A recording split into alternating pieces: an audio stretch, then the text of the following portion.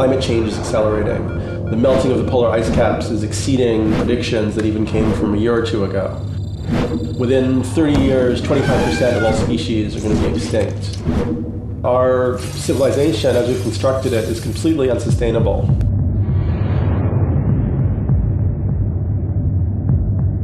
I mean, it's very confusing because we're in this affluent society. If you live in the modern world or in New York, you still have everything you could want. You know, the fish comes right to your plate and you can go and buy any fabric from any country in the world.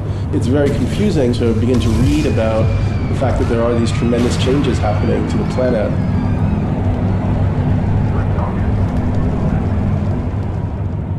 What I began to come to in my research was this concept of time being really central to the whole crisis that we're in. And it's actually pretty interesting if you think about the metaphors we use when we talk about time.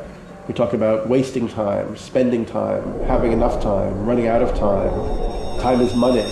So we're constantly thinking about time as something spatial that's kind of ahead of us, that we can somehow reach out and grasp. And every time we try to grasp it, it's not there anymore.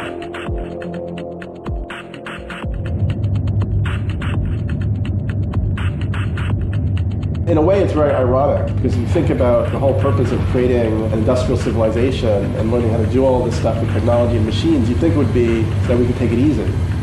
But it's almost like some strange trick has been perpetrated upon us.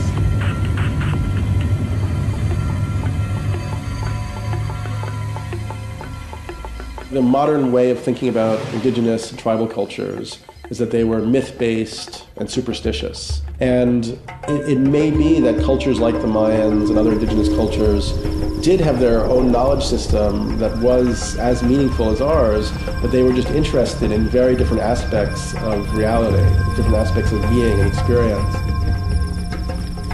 I started as a secular materialist person coming out of a whole Freudian, Newtonian, Cartesian paradigm. I began to accept that there was this whole dimension of the psyche that my world had negated and neglected to explore, even to think about. You can demonstrate quantitatively and statistically that the biosphere is in terrible shape. You can demonstrate qualitatively and statistically that our technology is continuing to accelerate and change our possibility.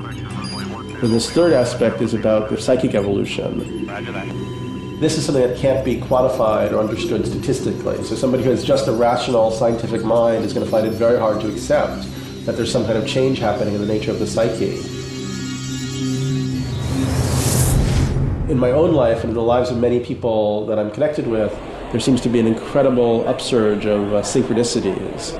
So if you begin to have an intention about something, you can get a quicker level of manifestation. It's almost as if the boundary between the psychic and the physical is becoming thinner. It's becoming more permeable. It's becoming subtler. The thesis that I ended up developing in my book, and I'm continuing to develop in my writing, is that we're on the cusp of a breakthrough into a new form or new level of human consciousness. And the way that I've come to see this period leading up to 2012 is a kind of a window of opportunity to catalyze a transformation in global consciousness.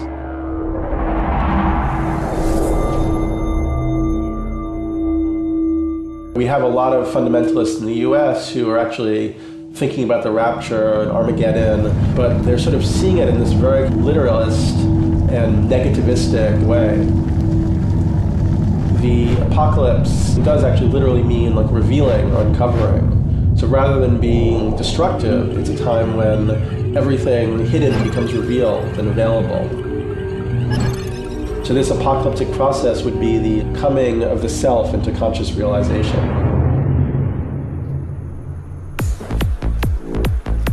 A lot of people, when they're confronted with this whole 2012 paradigm, they can lapse into kind of passivity. It's almost been like, oh, if you just trip, or you just get into the mind calendar, or every now and then participate in a shamanic session, you're going to be okay. You're going to be quote unquote saved when shit and fan meet each other.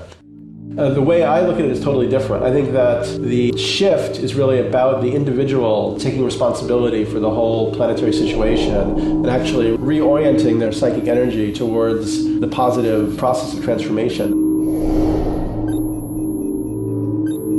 The philosopher Nietzsche talked about how the deed creates the doer, almost as an afterthought. So it's actually by dealing with the situation that humanity has unleashed on the planet that we create this next level of consciousness. And if we don't do that, I think we're going to be in very bad shape.